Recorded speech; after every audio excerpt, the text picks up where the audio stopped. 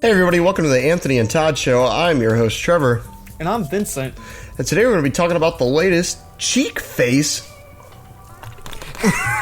project. Are you trying to do the Aphex Twin music? Yeah, I just didn't do it close enough to the mic. Cheekface album, Emphatically No.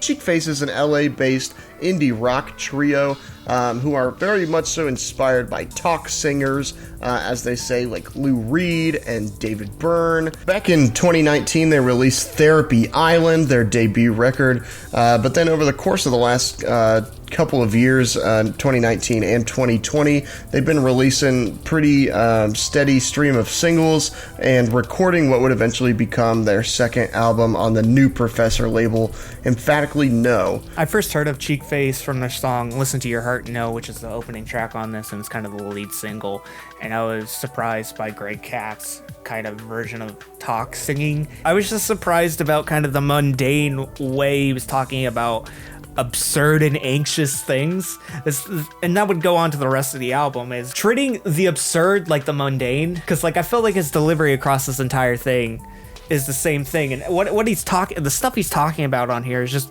weird. It's just these anecdotes and these like one-offs that he has just make a lot of times they just make no sense. They're just absurd statements, but its delivery of it is very mundane, just like this is just an average thing. But that also relates to the anxiety that reigns throughout the entire album, along with like the bit of awkwardness that it self-reflects across this entire thing. So I was interested in how this album would play out, in the sense of, because we've heard albums like this before where the lead single is very something special and new, and then we get into the album, it's just the same thing over and over again. And I think I'm thinking Jack Harlow with Loose. Yeah, like stuff like that. But like, there's plenty of examples that we've done throughout the years where we're really excited based on a single, and then an album comes out and it's nothing.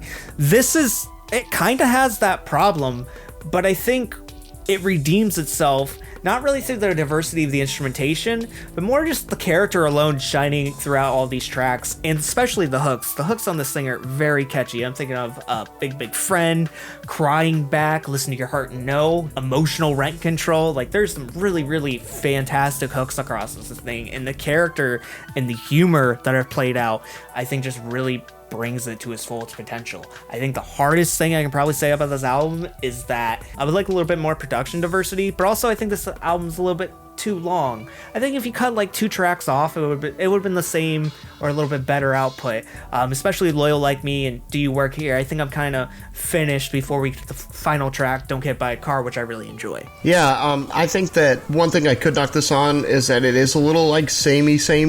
I don't even feel like they need more boisterous production, so to speak. Like, I think that they're just making simple music for the sake of making simple music, very much so like an Oro Swimming Hour kind of philosophy here, where they're just kind of making like silly songs, but also like this is very reflective of like, I feel like that zeitgeist of being anxious that we as a society are feeling, specifically like people in our generation, and they're just capturing that like really well. I've compared this to all sorts of different artists, specifically like this is very like gentle Jeff Rosenstock, who is also like not as anxious about what's going on.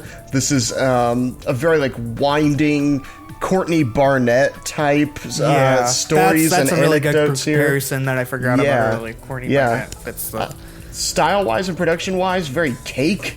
Yeah, but not as like dated as Cake feels. The skirt is a little bit shorter and the jacket's a little bit longer. Yeah, but it's still kind of Cake feel here. but yeah, their hooks are what really just get their claws in you or get their hooks in you. And they just keep me wanting to come back for more. Like, even when they're just being really silly and they're saying a bunch of stuff that doesn't make any sense, and Greg Katz says is con man really short for condiment man right in the middle of a song, and I'm like, this was really stupid. The hook always like brings me back in. Best Life is such a good hook. Wedding Guest has such a good hook. No Connection has such a good hook. Like, just really great hooks and choruses all around. But the verses sometimes are just a little like too nonsensical for me.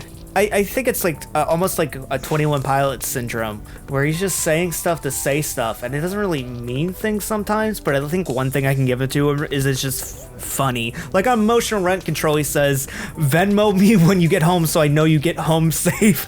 It doesn't have anything to do with anything, but it's hilarious.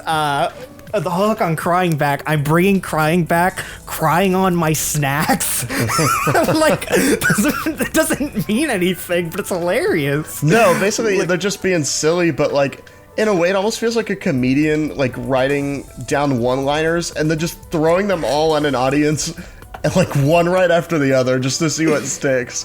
Sometimes it's a little exhausting to listen to that, like, over and over. Like, I think a favorable comparison would be Action Bronson. He's got a lot of, like, really weird one-liners in his music, but, like, they're not just one right after the other, like, rapid fire. Darko, yeah, it does the same thing, but they're like spaced out. Here, Cheekface is literally like bam, bam, bam, bam, bam, like just one liner after one liner, and sometimes they stick, and sometimes they don't.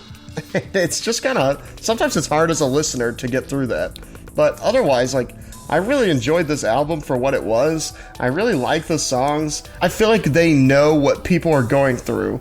They know that, like, people are feeling, like, very anxious about the state of the world, but they don't really say that. They don't really, like, necessarily it's address like the basic that. building block. And, like, some people, when they deal with these basic building blocks, they're trying to garner the wider audience. Like, there's no character to it. Yeah. I think their basic building block has the most character to it, and that's what makes it more relatable or more specific. It's not really the areas they're going into topic-wise, more just the personality performance-wise. But yeah, overall, I really enjoyed this. I still keep coming back to it, even when the one-liners are a little too corny for me, and the verses like don't really have as much substance as I like them to. The hooks and general songwriting and energy of this group keep me coming back for more and more. I just have been listening to this pretty nonstop throughout the past couple weeks. Yeah, I think the big track, Listen to Your Heart No, is like definitely a good indicator. It's great that it's on the beginning of this album, but it's like it's a great track to get you into the band, and then you go into the rest of it. You go into the whispered intro to Best Life, everything's normal. Then that leads to the rest of the album and the rest of the character diversity. But I think I would like a little bit more production diversity in the track list, and maybe some fine-tuning with some of their diatribes, but overall I think this is very fun, and it's the humor. I think they need to progress in order to make this act continue to last on. Definitely, it's just like you can't stay static, obviously. But I think for like a first outing I've listened to, I'm really impressed by it. Definitely succeeded my expectations. With something that's gimmicky, it's not really, but like it's not just like mainstream, or it's not just like middle of the road indie rock. Right, exactly. This is not your like run of the mill kind of indie group or indie trio. Like, they are doing something at least different from like what the rest of their peers are doing in the talk singing and the being silly, but they still, I think you're right, there is a novelty to listening to this, and I think that they would have to continue to progress in order to make their music last. And that's the review. Until next time, if you want to follow us on Twitter, Instagram, Facebook, find us at Anthony and Todd. You can find us on Apple Podcasts, Google Play Podcasts, Spotify, and Stitcher by searching The Anthony and Todd Show in your favorite podcast browser. You can find us at patreon.com/The Anthony and Todd Show. I've been Vincent. I'm Trevor. And see you, boyos. Bye, everybody.